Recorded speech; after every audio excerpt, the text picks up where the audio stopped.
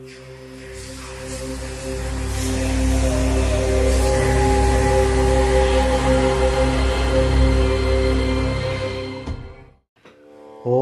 ಸಾಯಿ ಗುರುಭ್ಯೋ ನಮಃ. ನಮಸ್ತಭ್ಯಂ. ಈ ಕಾರ್ಯಕ್ರಮವನ್ನು ನೋಡುತ್ತಿರುವಂಥ ಪ್ರತಿಯೊಬ್ಬರಿಗೂ ಕೂಡ ಹಾರ್ದಿಕ ವಂದನೆಗಳು. ಇವತ್ತಿನ ಈ ಕಾರ್ಯಕ್ರಮ ನಾನು ಅನೇಕ ಸಾರಿ ನಿಮಗೆ ವಿವಾಹಕ್ಕೆ ಸಂಬಂಧಪಟ್ಟಂಥ ವಿಚಾರಗಳಲ್ಲಿ ಸಾಕಷ್ಟು ಪ್ರೋಗ್ರಾಮ್ಗಳನ್ನ ಕೊಟ್ಟಿದ್ದೀನಿ. ಅದಕ್ಕೆ ಉತ್ತಮವಾದಂಥ ಫಲಿತಾಂಶ ಮತ್ತು ಉತ್ತಮವಾದಂಥ ಪ್ರಕ್ರಿಯೆ ಮತ್ತು ನಿಮ್ಮ ಅನಿಸಿಕೆಗಳು ಕೂಡ ತುಂಬ ಬಂದಿದ್ದಾವೆ. ಅದಕ್ಕೆ ನಾನು ನಿಮಗೆ ಥ್ಯಾಂಕ್ಸ್ ಹೇಳ್ತಾ ಇದ್ದೀನಿ. ಎರಡನೇದಾಗಿ ವಿವಾಹ ವಿಳಂಬ ಅನ್ನೋ ವಿಚಾರದಲ್ಲಿ ಕೂಡ ಒಂದು ಕಾರ್ಯಕ್ರಮವನ್ನು ಮಾಡಿದ್ದೆ. ಇವತ್ತಿನ ವಿಚಾರ ಏನಂದರೆ, ಯಾವ ಜಾತಕದವನಿಗೆ, ಯಾವ ಹುಡುಗ ಅಥವಾ ಹುಡುಗಿಗೆ 30 ವಯಸ್ಸು ಮೀರಿದ ನಂತರ ಮದುವೆ ಮಾಡಿದರೆ ಅವ್ರ ಜೀವನ ಸುಗಮವಾಗಿರುತ್ತೆ ಅನ್ನೋದಕ್ಕೆ ಇವತ್ತಿನ ಕಾರ್ಯಕ್ರಮ. ಯಾಕೆ ಡಿಲೇ ಆಗಿದೆ ಅಂತ ಇಂಪಾರ್ಟೆಂಟ್ ಅಲ್ಲ, ಇಲ್ಲಿ ಬೇಗ ಈಗ ಒಂದು ಜಾತಕ ಇದೆ, ಆ ಜಾತಕ ಇಂಡಿಕೇಶನ್ ಕೊಡ್ತಾ ಇದೆ ನಮಗೆ ಏನೋ 30 ವರ್ಷಗಳ ನಂತರವೇ ಇವ್ರದ್ದು ಮದುವೆಯನ್ನು ಮಾಡಿ ಸುಖವಾದಂಥ ಜೀವನ ಸಾಗಿಸ್ತಾರೆ. ಅದಕ್ಕಿಂತ ಮುಂಚಿತವಾಗಿ ಮಾಡಿದರೆ ಎಲ್ಲೋ ಒಂದು ಕಡೆ ಈ ಡೈವರ್ಸು ಅಥವಾ ವೈಮನಸ್ಸುಗಳು ಉಂಟಾಗಿ ಜೀವನದಲ್ಲಿ ಕಲಹಗಳು ಉಂಟಾಗ್ತವೆ ಅನ್ನೋದು ಆ ಜಾತಕದಲ್ಲಿ ಗೊತ್ತಾಗುತ್ತೆ. ಹಾಗಿದ್ದಲ್ಲಿ ಯಾರ ಜಾತಕದಲ್ಲಿ ಯಾವ ಗ್ರಹ ಸ್ಥಿತಿಗಳು ಇವರ 30 ವರ್ಷದ ಅಥವಾ 33 ವರ್ಷದ ಅಥವಾ 35 ವರ್ಷದ ನಂತರ ಮದುವೆ ಆದರೆ ಅವರಿಗೆ ಜೀವನ ತುಂಬ ಸುಖವಾಗಿರುತ್ತೆ ಅನ್ನೋದಕ್ಕೆ ಇವತ್ತಿನ ಕಾರ್ಯಕ್ರಮವನ್ನು ಮಾಡ್ತಾಯಿದ್ದೀನಿ. ನೋಡಿ, ನಾವು ಯಾವಾಗಲೂ ಮಾತಾಡಬೇಕಾದ್ರೆ ಬಹಳ ವಿಶಿಷ್ಟವಾಗಿ ಗ್ರಹಗಳ ಬಗ್ಗೆನೇ ಮಾತಾಡ್ತೀವಿ. ಇರುವಂಥ 9 ಗ್ರಹಗಳಲ್ಲಿ ಪ್ರತಿಯೊಂದು ಗ್ರಹಗಳು ಕೂಡ ನಮ್ಮ ಜೀವನದಲ್ಲಿ ಹಾಸುಹೊಕ್ಕಾಗಿ ಬಂದಿದ್ದಾವೆ. ಒಂದೊಂದು ಗ್ರಹ ಒಂದೊಂದು ಇನ್ಫ್ಲುಯೆನ್ಸನ್ನು, ಒಂದೊಂದು ಪ್ರಭಾವವನ್ನು ಬೀರುತ್ತೆ. ಉದ್ಯೋಗಕ್ಕೆ ಒಂದು ಗ್ರಹ, ವಿವಾಹಕ್ಕೆ ಒಂದು ಗ್ರಹ, ಸಂತಾನಕ್ಕೆ ಒಂದು ಗ್ರಹ, ಆಯುಷ್ಯಕ್ಕೆ ಒಂದು ಗ್ರಹ, ಹೀಗಲ್ವ ಅನೇಕ ಗ್ರಹಗಳು ಅನೇಕ ವಿಷಯಗಳನ್ನು ನಮಗೆ ಕೊಡ್ತಾ ಇದ್ದಾವೆ. ಇವತ್ತಿನ ವಿಚಾರದಲ್ಲಿ ಯಾವ ವ್ಯಕ್ತಿಯ ಜಾತಕದಲ್ಲಿ 30 ವರ್ಷಗಳ ನಂತರ ವಿವಾಹವಾದರೆ ಉತ್ತಮ ಜೀವನವನ್ನು ಸಾಗಿಸ್ತಾನೆ ಮತ್ತು ಆ ಗ್ರಹಗಳು ಯಾವ ಸ್ಥಾನದಲ್ಲಿರಬೇಕು ಅನ್ನೋದ್ರ ಬಗ್ಗೆ ಮಾಡ್ತಾ ಇದ್ದದ್ದು. ಮೊಟ್ಟ ಮೊದಲನೇದಾಗಿ ಒಂದು ಕ್ಲೂವನ್ನು ಕೊಡ್ತೇನೆ, ಒಂದು ಸ್ಮಾಲ್ ಕ್ಲೂ. ಈ ಕರ್ಕ ಲಗ್ನ, ನಾನು ಹೇಳಿದ ಕರ್ಕ ರಾಶಿ ಅಲ್ಲ, ಕರ್ಕ ಲಗ್ನದವರು ಮತ್ತು ಸಿಂಹ ಲಗ್ನದವರು, ಇವೆರಡು ಲಗ್ನದವರು ಕನಿಷ್ಠತಮವಾಗಿ 30 ವರ್ಷ ಮೀರಿದ ನಂತರವೇ ಮದುವೆಯನ್ನಾದರೆ ಅತೀ ಸುಖವಾದಂಥ ಜೀವನವನ್ನು ಸಾಗಿಸ್ತಾರೆ. ಅದು ಹೇಗೆ ಅಂತ ಕೇಳ್ತೀರಾ? ನೋಡಿ, ಕರ್ಕ ಲಗ್ನಕ್ಕೆ ಅಧಿಪತಿಯಾದಂಥವನು ಚಂದ್ರ. ಆತನ ಸಪ್ತಮ ದೃಷ್ಟಿಕೋನವನ್ನು ನಾವು ನೋಡಿದರೆ ಮಕರ ರಾಶಿ. ಮಕರ ರಾಶಿಗೆ ಅಧಿಪತಿಯಾದಂಥವನು ಶನಿ, ಮಂದಕಾರಕ, ದ ಸ್ಲೋ ಪ್ಲಾನೆಟ್ ಅಂತ. ಇದು ಏನು ಇಂಡಿಕೇಶನ್ ಕೊಡುತ್ತೆ ಅಂದರೆ, ನಿಮಗೆ ಬರುವಂಥ ಸಂಗಾತಿ ತುಂಬ ತಡವಾಗಿ ಬರ್ತಾಳೆ, ಯೋಚನಾಶೀಲತೆಯನ್ನು ಹೊಂದಿರುವಂಥ ಹುಡುಗಿ ಸಿಗ್ತಾಳೆ. ಆದ್ದರಿಂದ ನೀವು ವಿವಾಹಕ್ಕೆ ಸಂಬಂಧಪಟ್ಟಂಥ ವಿಚಾರದಲ್ಲಿ ಹರಿಬರಿ ಮಾಡಬೇಡಿ, ಅವಸರವನ್ನು ಮಾಡಬೇಡಿ ಅನ್ನೋದನ್ನು ಇದು ಸೂಚಿಸುತ್ತೆ. ಇನ್ನು ಎರಡನೇದು ಸಿಂಹಲಗ್ನ. ಸಿಂಹಲಗ್ನಕ್ಕೆ ಅಧಿಪತಿಯಾದಂಥವನು ರವಿ, ಸಪ್ತಮ ಭಾವಕ್ಕೆ ಸಂಬಂಧಪಟ್ಟಂಥ ಕುಂಭರಾಶಿಗೆ ಅಧಿಪತಿಯಾದಂಥವನು ಶನಿ. ಇಲ್ಲಿ ಶನಿ ಮಂದಕಾರಕ ಮತ್ತು ವೆರಿ ಸ್ಲೋ ಪ್ಲಾನೆಟ್. ಇವನು ಅತಿ ಯೋಚನೆಯನ್ನು ಮಾಡಿ ಆ ಒಂದು ಸಿಂಹಲಗ್ನದವನಿಗೆ ಕನ್ಯೆಯನ್ನು ಕೊಡ್ತಾನೆ, ಅದು ಪುರುಷನನ್ನು ಕೊಡ್ತಾರೆ. ಅಂದರೆ ಅರ್ಥ ಏನು, ಬರುವಂಥ ಹುಡುಗಿ ಅಥವಾ ಹುಡುಗ ಅತಿ ಉತ್ತಮ ಯೋಚನೆಗಳನ್ನು ಹೊಂದಿರುವಂಥ ಹುಡುಗಿ ಸಿಗಬೇಕಾದ್ರೆ it takes a lot of time ಅಂತಂದೇಳಿ. ಇದು ಡೈರೆಕ್ಟಾಗಿ ನಮಗೇನು ಇನ್ಫ್ಲುಯೆನ್ಸ್ ಮಾಡುತ್ತಂದರೆ, ಇನ್ನು ಸಿಂಹಲಗ್ನದವರಿಗೆ 33 ವರ್ಷಗಳ ನಂತರನೇ ಮದುವೆ ಆದಲ್ಲಿ ಜೀವನ ಅತಿ ಸುಖಮಯವಾಗಿರುತ್ತೆ ಅನ್ನೋದನ್ನ ಇದು ತೋರಿಸುತ್ತೆ. ಇದು ಒಂದು ಪಾಯಿಂಟ್. ಇದು ನಿಮ್ಮದೇನಾದರೂ ಸಿಂಹಲಗ್ನ ಅಥವಾ ಕರ್ಕಲಗ್ನ ಆಗಿದ್ದು 30 ವರ್ಷಗಳ ಮುಂಚಿತವಾಗಿ ನಿಮ್ಮದು ವಿವಾಹ ಆಗಿತ್ತು ಅಂದರೆ ನಿಮ್ಮ ಜೀವನ ಸೆಟ್ರೇಟ್ ಆಗೋದು 30 ಮತ್ತು 33 ವರ್ಷಗಳ ನಂತರವೇ ಸೆಟ್ರೇಟ್ ಆಗುತ್ತೆ. ಅಲ್ಲಿವರೆಗೂ ಸಾಮಾನ್ಯ ಜೀವನವನ್ನು ನಡೆಸ್ತಾ ಬಂದಿರ್ತೀರ. ಆ 30-33 ವರ್ಷ ದಾಟಿದ ನಂತರ ಜೀವನದಲ್ಲೇ ಅನೇಕ ಮಾರ್ಪಾಡುಗಳು, ಅನೇಕ ಏಳಿಗೆ, ಪ್ರೋಗ್ರೆಸ್ಸನ್ನು ನೀವು ಕಾಣಲಿಕ್ಕೆ ಸಾಧ್ಯತೆ ಇದೆ. ಬೇಕಾದರೆ ನೀವು ನಿಮ್ಮ ಜಾತಕವನ್ನು ಚೆಕ್ ಮಾಡಿಕೊಂಡು ನೋಡ್ಕೊಳ್ಳಿ. ಒಂದು ಎರಡನೇ ಭಾಗದಲ್ಲಿ ನಾವು ಯಾವ ವಯಸ್ಸಿನಲ್ಲಿ ಮದುವೆ ಆಗಬೇಕು ಅನ್ನೋದನ್ನು ಯಾವ ಗ್ರಹ ಸೂಚಿಸುತ್ತೆ, ಯಾಕೆ ಅಷ್ಟೊಂದು ಲೇಟ್ ಮಾಡುತ್ತೆ ಅನ್ನೋದಕ್ಕೆ 3 ಗ್ರಹಗಳಿದ್ದಾವೆ. ಒಂದು ರವಿಗ್ರಹ, ಅಹಂಭಾವ ಅಂತ ಹೇಳ್ತೀವಿ. ಎರಡನೇದು ಕುಜಗ್ರಹ, ಅಗ್ರೆಸಿವ್ನೆಸ್ ಅಂತ ಹೇಳ್ತೀವಿ. ಮೂರನೇದು ಶನಿಗ್ರಹ, ಮಂದಾಲೋಚನೆ ಅಂತ ಹೇಳ್ತೀವಿ. ಮುಂದಾಲೋಚನೆ ಅಲ್ಲ, ಮಂದಾಲೋಚನೆ, ತುಂಬ ಲೇಟಾಗಿ ಡಿಸಿಷನ್ ತಗೊಳ್ಳುವಂಥ ಒಂದು ಕ್ರಿಯೆ. ಈ 3 ಗ್ರಹಗಳು ನಮ್ಮ ಜಾತಕ ಕುಂಡಲಿಯಲ್ಲಿದ್ದಾಗ ಹೇಗಿರಬೇಕು ಅಂತ ಉದಾಹರಣೆಯನ್ನು ಕೊಡ್ತಾ ಇದ್ದೀನಿ. ಲಗ್ನ ಭಾವದಲ್ಲಿ ರವಿ ಇದ್ದಾನೆ.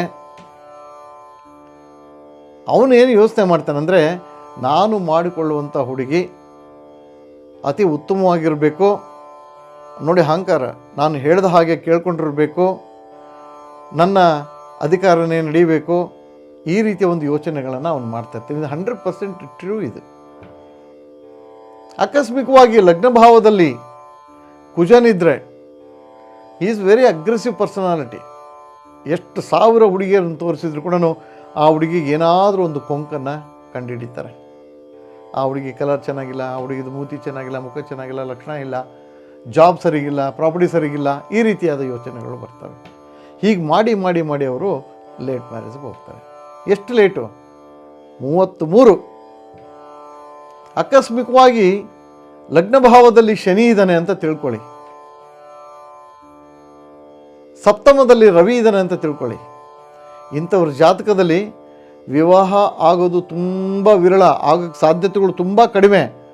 ಆಕಸ್ಮಿಕವಾಗಿ ವಿವಾಹ ಆದರೂ ಕೂಡ 35 ವರ್ಷಗಳ ನಂತರವೇ ಇವರ ಒಂದು ವಿವಾಹ ಸಂಬಂಧಗಳು ಕೂಡಿ ಬರ್ತವೆ. ಅದಕ್ಕೆ ಈ 3 ಪ್ಲಾನೆಟರಿ ಕಂಡೀಷನ್ಸ್ ಏನಿದಾವಲ್ಲ, ಇವು ನಮ್ಮ ಜಾತಕದಲ್ಲಿ ನೋಡ್ಕೋಬೇಕು. ತುಂಬ ಈಸಿಯೆಸ್ಟ್ ವೇ ಇದು ನೋಡ್ಕೊಳೋದು. ಯಾರು ಬೇಕಾದರೂ ನೋಡ್ಕೋಬೋದು. ಇದನ್ನು ನೋಡ್ಕೊಂಡಾಗ ಏನಾಗುತ್ತೆ, ಓಹೋ ಇದು ಈ ಥರ ಇರೋದ್ರಿಂದ ವಿವಾಹ ವಿಳಂಬವಾಗುತ್ತೆ, ನಾವು ಇದಕ್ಕೇನು ಪರಿಹಾರ ಮಾಡ್ಕೋಬೇಕು ಅನ್ನೋದೊಂದು ಕ್ರಿಯೆ ನಿಮ್ಮ ಮನಸ್ಸಿನಲ್ಲಿ ಯಾವಾಗಲೂ ಯೋಚಿಸಬೇಕಾದಂಥ ವಿಚಾರವಾಗಿರುತ್ತೆ. ಇನ್ನೊಂದು ವಿಷಯ ನಿಮಗೆ ಹೇಳ್ತಾ ಇದ್ದೀನಿ. ಆಕಸ್ಮಿಕವಾಗಿ 33, 35 ಮತ್ತು 30 ಈ 3 ವಿಶಿಷ್ಟಗಳೇನಿದಾವಲ್ಲ, ಇವುಗಳ ಮಧ್ಯಂತರದಲ್ಲಿ ಏನೋ ಗುರುವಿನ ಬಲ, ಗುರುವಿನ ದೃಷ್ಟಿ ಇದ್ದು ಮದುವೆ ಆಗ್ಬಿಡ್ತು ಅಂತ ತಿಳ್ಕೊಳ್ಳಿ. ಬರುತ್ತೆ ಒಂದು ಕರ್ಮಫಲ ಅಂತ, ಹಿಂದಿನ ಜನ್ಮದಲ್ಲಿ ಮಾಡಿದಂಥ ಉತ್ತಮ ಕರ್ಮಫಲ ಅಂತ ಏನಿರುತ್ತಲ್ಲ, ಅದು ಎಲ್ಲೋ ಒಂದು ಕಡೆ ವಿತಿನ್ 30 ಇಯರ್ಸ್ ಒಳಗಡೆ, 25, 26 ವರ್ಷದಲ್ಲೇ ಅಥವಾ 27 ವರ್ಷದ ಮದುವೆ ಆಗ್ಬಿಡ್ತು ಅಂತ ತಿಳ್ಕೊಳ್ಳಿ. 33 ವರ್ಷಗಳು ಬರೋವರೆಗೂ ದಾಂಪತ್ಯದಲ್ಲಿ ಉಂಟಾಗುವಂಥ ಕಲಹಗಳನ್ನು ಕಂಟ್ರೋಲ್ ಮಾಡಲಿಕ್ಕೆ ನಿಮ್ಮ ಕೈಯಲ್ಲಿ ಆಗೋದಿಲ್ಲ. ಒಂದೊಂದು ಸರಿ ಇದು ಡೈವರ್ಸ್ ಹಂತಕ್ಕೂ ಹೋಗ್ಬಿಟ್ಟು ವಾಪಸ್ ಬರುತ್ತೆ. ಇಷ್ಟು ವಿಷಯ ಈ ಒಂದು ಜಾತಕಗಳಲ್ಲಿರ್ತದೆ. ಸೊ ಇದಕ್ಕೆ ನಾವು ಏನು ಮಾಡಬೇಕು, ಬಹಳ ವಿಶಿಷ್ಟವಾಗಿ ಯೋಚನೆ ಮಾಡಬೇಕಾಯಿತು. ನಮ್ಮ ಜಾತಕದಲ್ಲಿ ನೋಡಿ, ಸ್ತ್ರೀಗೆ ಗುರು ವಿವಾಹಕಾರಕ, ಪುರುಷನಿಗೆ ಶುಕ್ರಗ್ರಹ ವಿವಾಹಕಾರಕ. ಸ್ತ್ರೀಗೆ ಈ ಹೇಳಿದಂಥ ಕಂಡೀಷನ್ಗಳಿದ್ದಾಗ, ಏನು ಸಪ್ತಮದಲ್ಲಿ ಸೂರ್ಯ, ಶನಿ ಅಥವಾ ಕುಜನಿದ್ದು, ಅಥವಾ ಲಗ್ನದಲ್ಲೇ ರವಿ, ಕುಜ, ಶನಿ ಇದ್ದು ಗುರುವಿನ ದೃಷ್ಟಿ ಇತ್ತು, ಮದುವೆ ಆಯಿತು, ಆ 33 ವರ್ಷಗಳವರೆಗೆ ಇರುತ್ತಲ್ಲ ಆ ವೇದನೆ ಬಹಳ ಕಷ್ಟ, ಭಾಳ ಕಷ್ಟ.